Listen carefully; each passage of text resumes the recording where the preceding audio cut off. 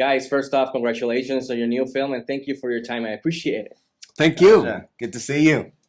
Yeah, so Charlie, I want to start with you. I loved your character, Kai. He's kind of a scoundrel, dirtier, sleazier, kind of Han Solo figure. So I want to ask you, how much fun was it to get to play with this type of character, but getting to make him sleazier, more ambiguous, more sleazier than we've seen in other films?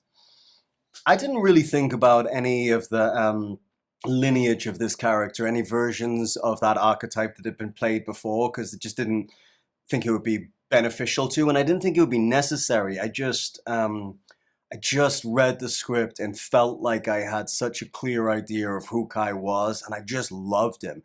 And there's sometimes this happens in a career of an actor. You read a character and you just think, I just hope that I'm the one who's given the opportunity to play them, so that I can just get out of his way and allow him to do whatever he wants to do.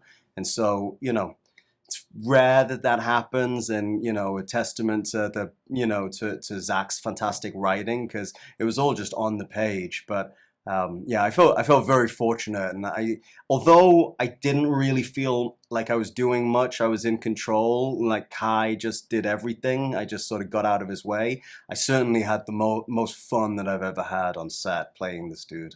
And it translates on screen because you brought a lot of humor too to the film. So you're fantastic. Thank you. Michiel, on your side, I also thought you were great as Gunnar, which is mostly the opposite of Kai and also Cora. He's the guy that's most of the audience will identify with, someone who's just a farmer trying to just help with this situation. So I wanted to ask you, how fun or challenging was it for you to play this character who's just trying to help and learn along the way, when you're surrounded with all these members that have hardcore backgrounds or weapon of choice and stuff? So how fun was it to play this character? No, it was a lot of fun, but I feel like all of us had a specific place in this ensemble, and mine was that of the humble farmer, the more normal guy, so to speak, the more relatable character.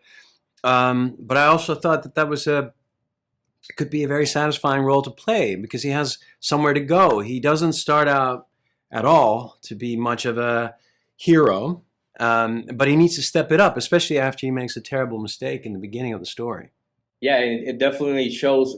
He has one of the best arcs in the film, as you said. And this one's for both of you. Before wrapping up, I wanted to ask you, in which of Zack Snyder's movies, which one of those movies would you would have loved to be a part of, and why? Let's start with Charlie.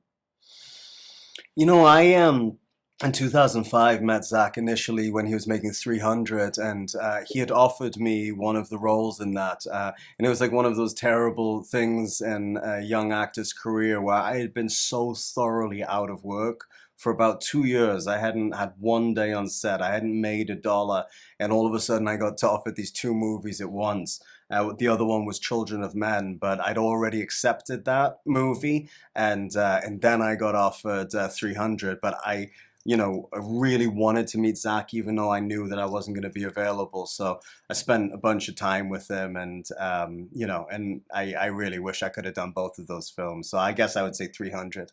I could have seen you in that. That would be awesome. How about you, Michiel? I think that Zach has been able to really do his own thing on Rebel Moon. So I say Rebel Moon. I'm proud to be a part of that.